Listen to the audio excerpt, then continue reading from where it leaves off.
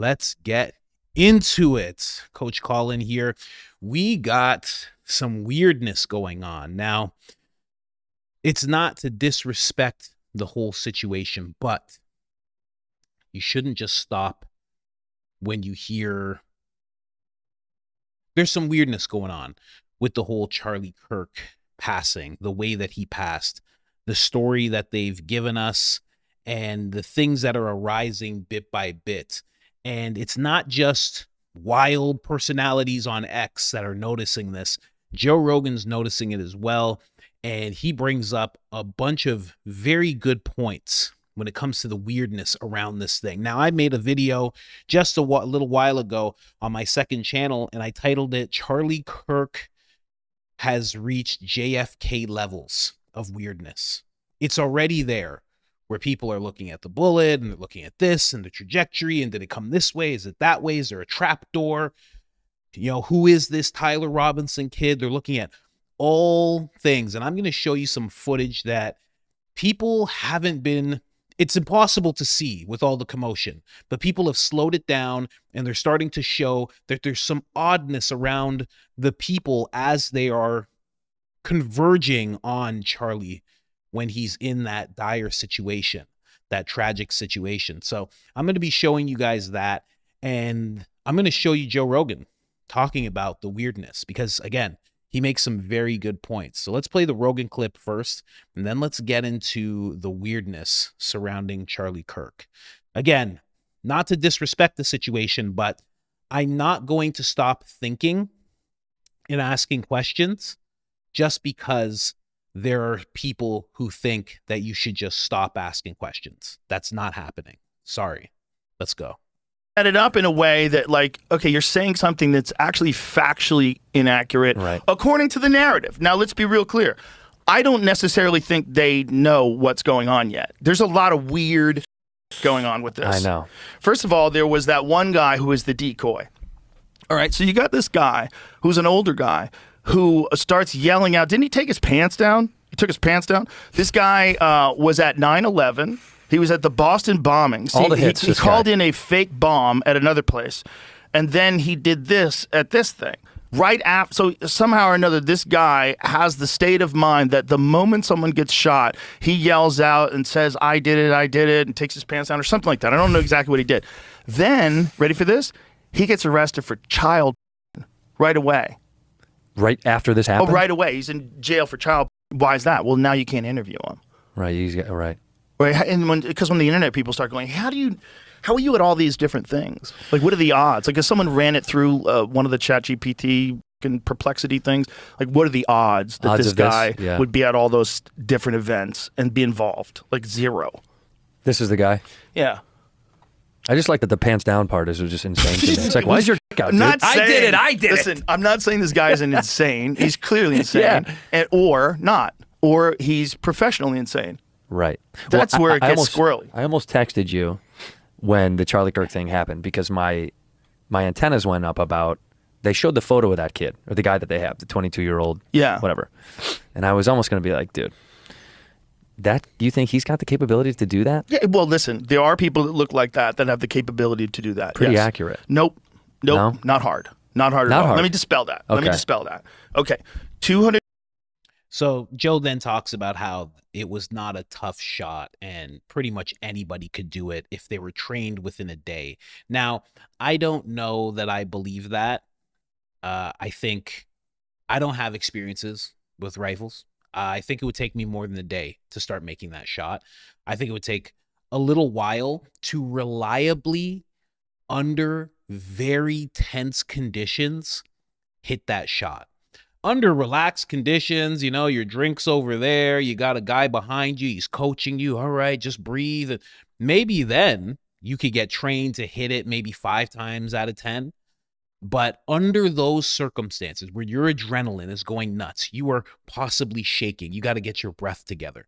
You're doing something where it's like, I don't know what's going to be at the other side of this. This might be my last day doing anything.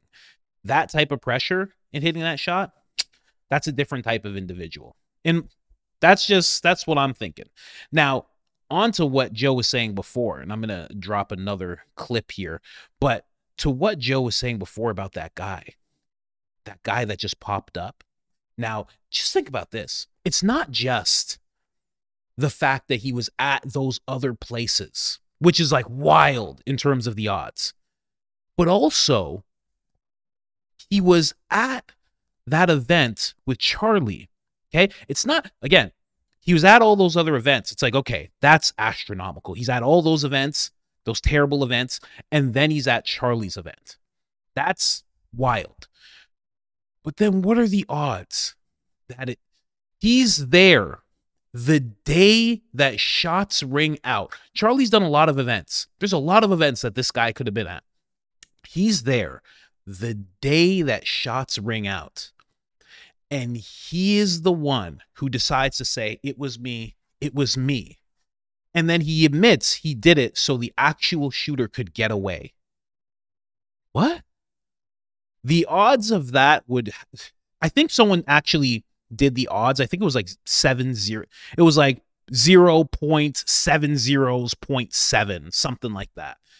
It's too wild. It's too wild. So that's, I don't know, that's where I stand with that guy. And then Joe makes the incredible point of now that he has those other charges, he will not be doing any interviews. And listen, not to say that it's not true or something, but it's just saying he can't be interviewed by anybody now. There's no one who's going to interview him. He's not going to be able to sit down with someone and give his story, his account of everything. And he's pretty much disappeared. So it seems like astronomical odds that he would play this part, and then on top of that actually kind of does his part, because, you know, Robinson almost got away. But then the question becomes, as people start questioning the angles and everything, was Robinson the one that got away, or did someone else get away? That's the question that people are asking now. Let's jump into another clip right here with Joe Rogan talking a little bit more about the weirdness. At a rifle with a scope. Now, here's where it gets weird. The first images of this rifle with a scope, I swear to God, it looks like he has a composite stock on it. Like it looks like a modern 30-06 rifle. So a 30-06, so that's the rifle. 30-06 is like, that looks like a very modern looking stock. I mean, it might not be. It might be just a bad resolution. It might be wood. It's hard to tell. But if you showed me that and you said, hey, this is my cousin's rifle, is this any good? I'd be like, looks like a standard bolt-action rifle, looked like a sophisticated modern scope on it, sure. Now, apparently, the narrative is that this is his grandfather's rifle from World War I and doesn't have a serial code.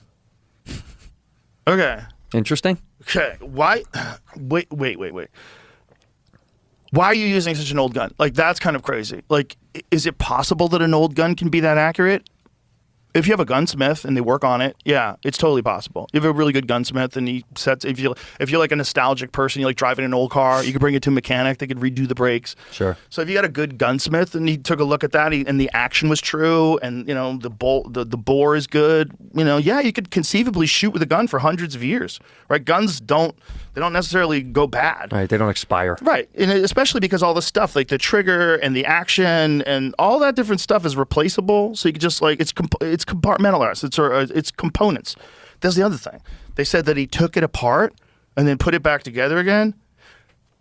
Shut the fuck up. Do you know how much time it would take to do that if you were highly skilled? To disassemble a gun. To disassemble a rifle so that you can get it in a backpack. And by the way, not going to fit. Not going to fit in a backpack. And then somehow or another reconnects it once he gets off the roof? What? What's that about? Is that what they pitched, huh? Yeah. Here's the other problem.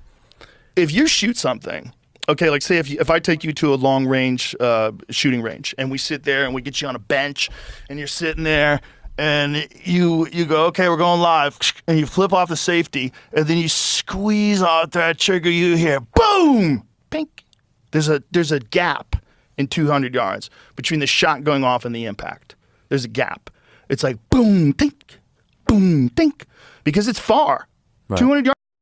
Now, the points that he's making here are pretty good because I don't know much about that part of things, but the whole thing of him disassembling it, Now, there's a part that I didn't show you. Joe Rogan actually finds a guy who is highly trained, who is showing how long it would be to take apart, and he has a backpack, and he's trying to put it all into the backpack. So he's basically in a calm setting, taking it apart the way you would have to take it apart. By the time he's putting it in the backpack, he's at about 47 seconds. Now, when it comes to what happened with Charlie, you hear the shot, and then the footage that they have of him on the building is seconds later. So it went off. Seconds later, he's running. Apparently, he has it in a backpack. Some people say they think it was wrapped up in a hoodie. He jumps off the roof. The problem is it just looks floppy. It doesn't look like he has anything that would resemble a rifle. And then what Joe said is that he puts it back together and then puts it in the forest. It's all very, very odd. Very odd. Now we'll go back to Joe making these points about ding. Let's go. Far. Right. 200 yards is far. Even if that bullet is go, it still takes time to get there. And really long shots, like I know guys who do, like my buddy Justin, he does these long range competitions where they'll shoot out to a mile plus. They're shooting steel targets like that big at a mile plus. And he's like, dude, the hang time is crazy. It's like seconds. You hear separation. It just, oh, yeah. Yeah, it's a well, trip. You're watching it through the binoculars, too. It's like somebody else is watching it. So you got a guy next to you that's a spotter. And you shoot, boom, and he's like, hit. Oh, literally. It's that long. So the Charlie Kirk thing seemed instant.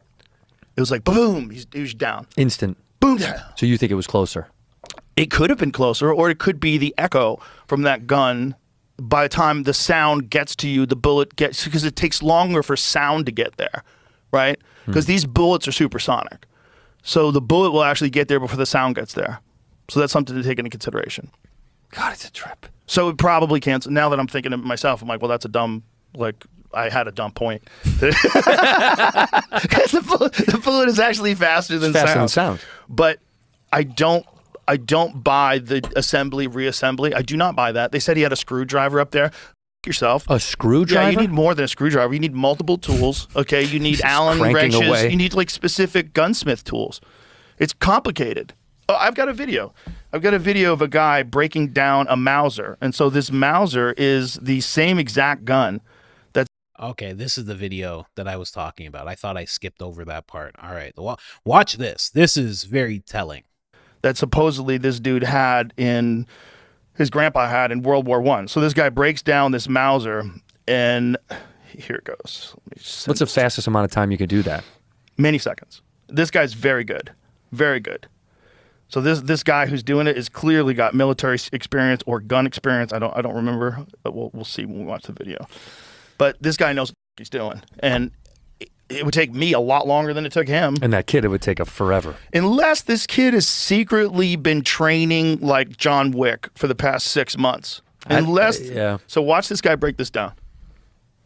It takes two different tools to take it apart. It takes a Torx key and an Allen key. Now, if I take a shot and immediately disassemble this, I have to remove the bolt, remove the magazine, grab my Allen key, hit the 2 bolts on the bottom, put those away in the Allen key, grab my Torx key, remove the scope, put everything in the backpack, make sure I have everything, and make my way downtown. Okay, which is going to take a lot longer for him than it is for me, especially because his fine-tuned motor function, something as simple as grabbing an Allen key to a little bolt, is going to be extremely impaired due to a dump of adrenaline throughout his bloodstream. An extreme elevated heart rate is going to make these fine-tuned skills extremely difficult. I mean, just for him to think and analyze of what needs to be done to disassemble this rifle and get away would be difficult. And we're not even going to touch the topic of him assembling the rifle on top of the roof. So the people that are listening to this, just listening, he is at 38 seconds right now, and all he's got the barrel away from the stock. He's removing the scope from the barrel, and right now he's 47 seconds, and he's struggling, and he's totally calm. Yeah. And he didn't just shoot a guy. Right. And then he's supposed to get it in that stupid fucking backpack. It's literally, it makes no sense. And the elevator music was a nice touch, by the way. Yeah. So this is just a narrative, right? Yeah. We watch a guy jump off the roof, and then we supposedly find this rifle. So if you can have a guy that's in the audience that's yelling, "I shot him, now shoot me. I shot him, now shoot me," and then that guy gets arrested for child charges, like he's like, what is going on here? So and then weird. You find this rifle, and then you say, "Oh, he assembled it and he reassembled it." Like, okay. A lot. If I wish I was a cop, I'd sit in a room like, this story is horseshit. Like none of these things make any sense to me. Like, you're telling me that this kid who's not military trained, this guy, first of all, how did he get to the roof? How come nobody was looking? How come nobody was like, there's a direct line of sight between where he's sitting and those roofs? You guys didn't check? You don't have a drone? Like, that's insane. So he's on the roof. He shoots. He jumps from the roof. He jumps down 14 feet. Yeah, we saw didn't they have video of him jump? Somebody had a cell phone video of him jumping. There's down, a video right? of him jumping. So this guy, whoever it is, jumps off of the roof and lands. Whether or not he's even the guy who shot him, maybe he thought he was going to shoot him. Maybe he's a patsy. Maybe he did it. I feel like he's a plant. Did you see the video? Did you see the person doing the investigating on his mom's Facebook? No. You haven't seen this? Have you seen that, Jamie? Some dude online. His mom's got a weird Facebook. I It's spill coffee. very trippy. It doesn't make any sense. Like, the more they keep looking into it, the more they're like, this doesn't feel like a real. It feels super fabricated. But here's the thing. Just like I was talking about when people are arguing on social media, it's all part of the plan. If you want things to be... I wanted it so bad. Buckets. That was buckets. If you want people to lose all faith that anyone is going to solve anything, you add a bunch of... If you're going to kill a guy, you add a bunch of other wacky shit that doesn't make any sense, and you spam it out there at the same time. You leave a gun that didn't do it out in the woods. You do a bunch of shit like that. You have an old man put his out and yell, I did it, I did it. Yeah, you get some kid who has a boyfriend who's a furry, and you talk to him on Discord. I think he's... Man, and yes, furry. Confirmed furry. Getting back to Janet, confirmed furry. But yeah, what Joe's saying makes a lot of sense. Makes a lot of sense. A lot of even Andrew Santino, who does not like to be political in any sense of the word, does not like to touch on stuff like this. He likes to keep it fun and fancy free when it comes to his podcast. And even he's kind of like, nah, this kind of seems a little odd. And it really does. But the last point that Joe made is that that's what you would do. You would put out a bunch of stuff, because the pouring of stuff, if you were on X, if you have an X profile, then you know what I'm talking about. That terribleness happened to Charlie. So many people were caught up in the emotion of it, so distraught from it, and this wave of theories came within 48 hours. Within 48 hours, it was, who's the kid? Found the kid. Is he left or right? They figured that part out. Dad's turning him in. All of that stuff's happening. Who's the dad? This, that. And then as soon as people understood who he was, they were like, what else? And all the theories started pouring in. You know, there's that one place, I think it's in the Middle East. I think it's near the Middle East. Or is it in the Middle East? A lot of people think that country had something to do with it. I think it's called, I think the country's called Philadelphia. You guys know what I'm talking about? Huh? You know what I mean? There's some people who think Philadelphia did it. Well, there's some things that point to Philadelphia being the culprits here. But there's other things. There's just so many people who disagreed with what Charlie had to say and couldn't debate him and would take it to a terrible place. There's just so many. So it's not just that it's Philadelphia right away, but it's definitely not off the table, right? Although Philadelphia, the leader of Philadelphia, came through pretty quick, and he's like, we didn't do this. Everybody was like, whoa. Whoa. What part of X was this guy in that right away he was like, just so everybody knows we had nothing to do with this? Huh? What? You okay? What's going on here? I don't know, man. It all seems weird. I hope does this not show, as long as it doesn't show something happening to Charlie. Okay. I'm going to show you guys this. This was one of the weird things that came up. Again, don't worry, you're not going to see anything happen to Charlie. It's more this side of the image that you're seeing. So this guy right now, he's going into this camera. So there's a camera above Charlie pointing towards the crowd. Or maybe even downward towards Charlie, but more than likely towards the crowd to get that view of everything. And this guy took the camera down and took the footage from the camera right away. Now, I'm going to show it to you, and then I'm going to give you an explanation as to what happened, okay? So, let's go.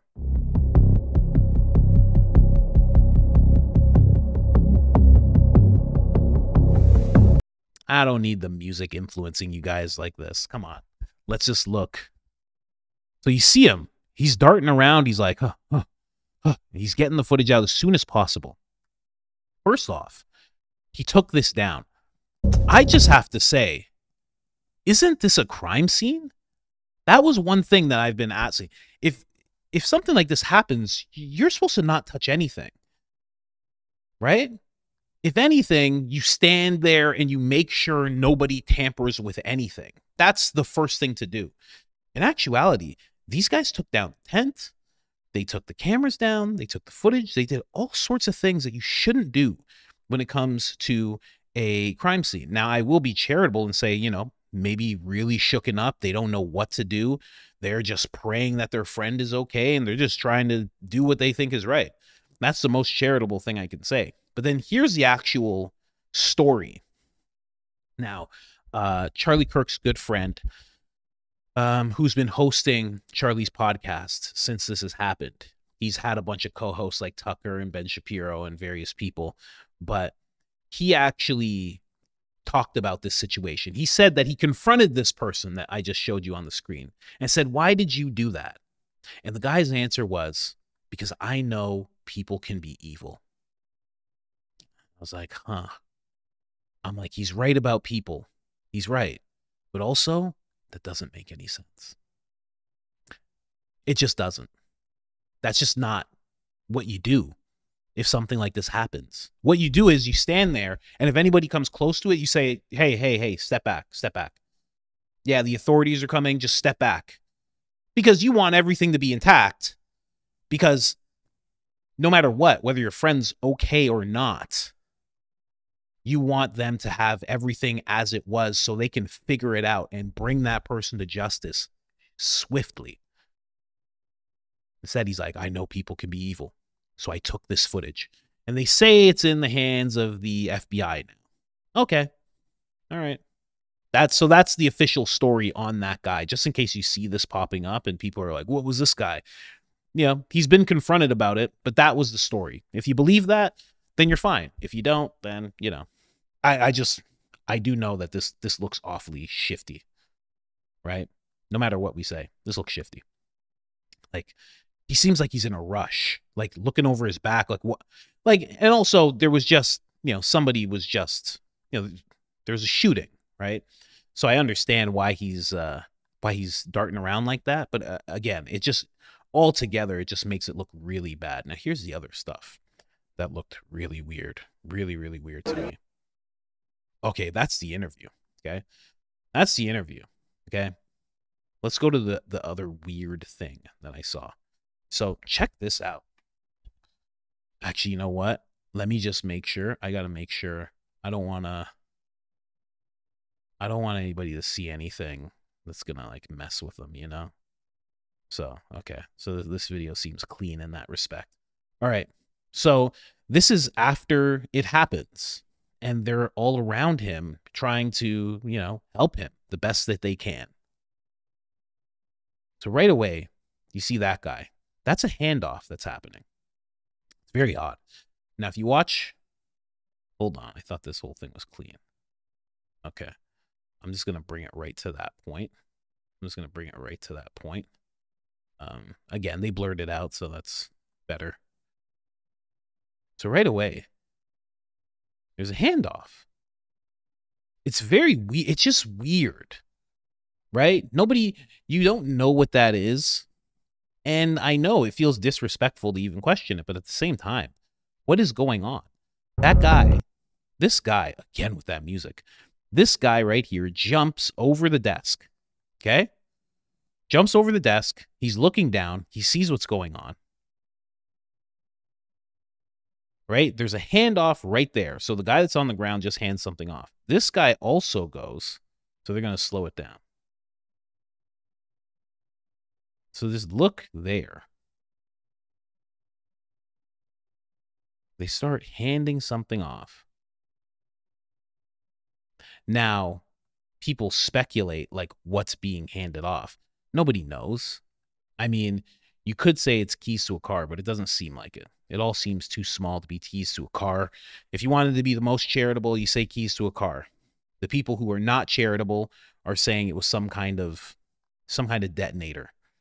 But there's no proof of that. Just want to make sure to let you guys know that, right? Then there's another handoff.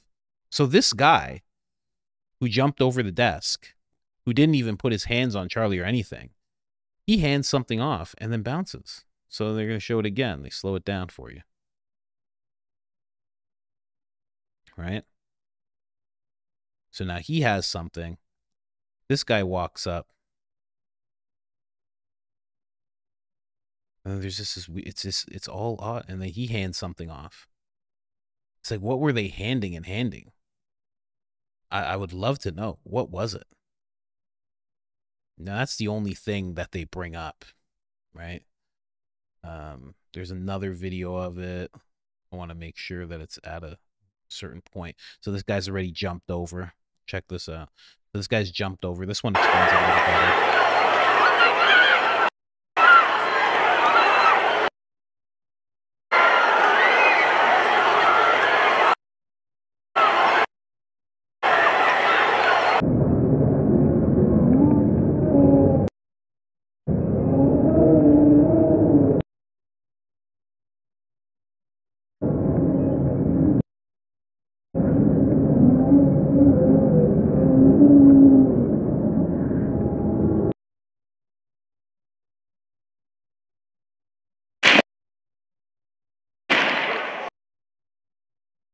So it's just, yeah, it's all odd. But that's the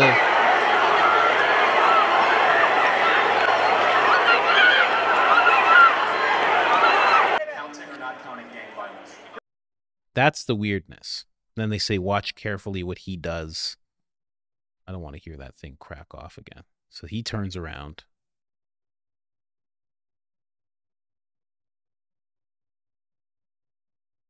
So he's on the ground. He grabs something and put it into his pocket. That is, yeah, that is what that looked like. Yeah. It's just weird.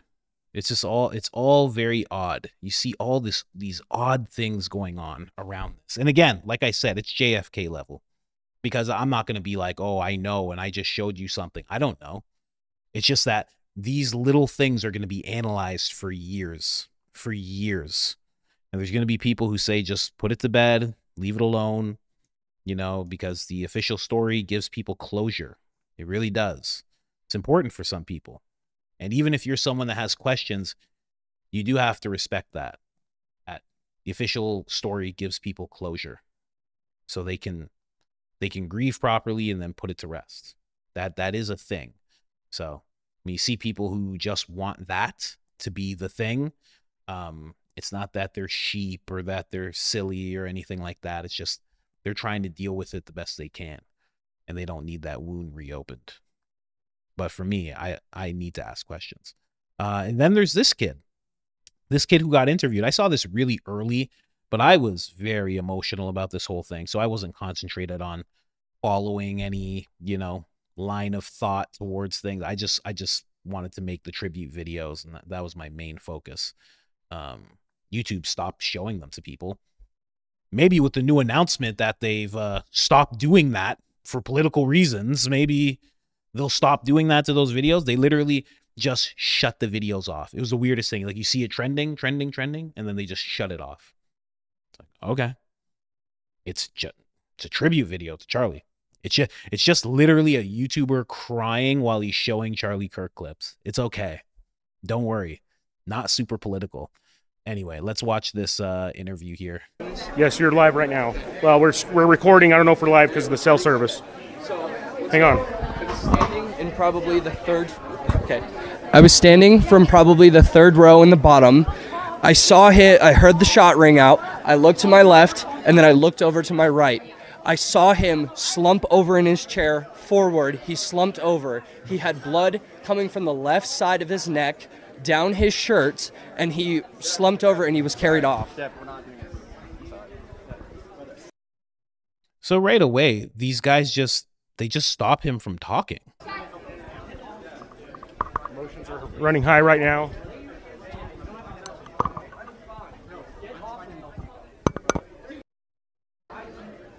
He's saying, get off of me, get off of me. Literally just trying to say what happened. And they were like, no, not happening. People now want to know who these people were and why, like, obviously they're part of Turning Point. They have the clothing on and everything. But why did they think that they could stop this guy from telling what he saw? It's all weird. It's all weird. But, you know, Joe Rogan, one thing that he said that was correct. If he was a cop, he would say that this is horse-ish. And, man, it's starting to, like, and then that text got released. You saw the text that got released where he's confessing to his girlfriend. I'm like, I don't know.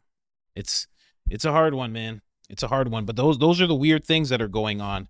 I think we're seeing a repeat. What happened recently and JFK.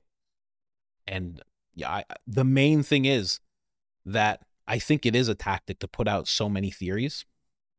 That's why it's so important not to just jump down one rabbit hole and stay there. You put on your tinfoil Speedo, you jump down that rabbit hole, then you climb back up, you dry yourself off, then you find another one, and you just, you keep doing that. But don't just jump into one, because I think there's a whole bunch of stuff put out there to make it all not make sense. And then eventually you get exhausted. Your mind gets exhausted because there's just too much. And, rest in peace. Rest in peace. That's all I can say. Anyways, guys, just wanted to bring you that. I'm out of here.